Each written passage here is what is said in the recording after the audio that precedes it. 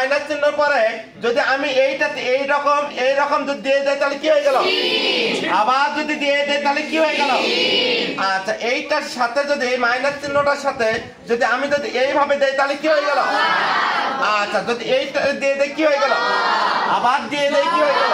বিসমিল্লাহ। আমরা লক্ষ্য করতেছি বিসমিল্লাহ, এখানে মাইনাস চিহ্ন যেটা আছে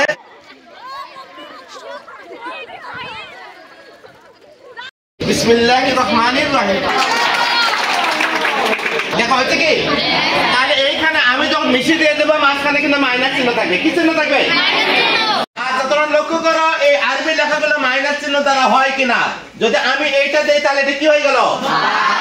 আচ্ছা, এখন বার সাথে যদি আমি এইভাবে যদি দিয়ে দেই তাহলে এটা কি হয়ে গেল?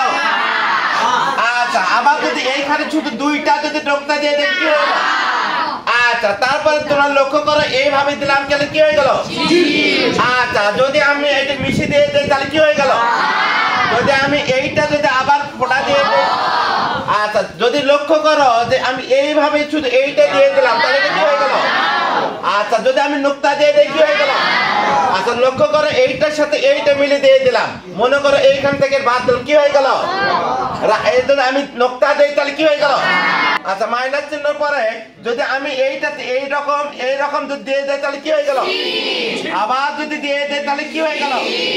আচ্ছা, এইটার সাথে যদি এই মাইনাস চিহ্নটার সাথে যদি আমি যদি এইভাবে দেই তাহলে কি হয়ে গেল? আচ্ছা, যদি এইটা দিয়ে দেই কি হয়ে গেল? আবার দিয়ে দেই কি হয়ে গেল? আবার বাদ দেই কি হবে?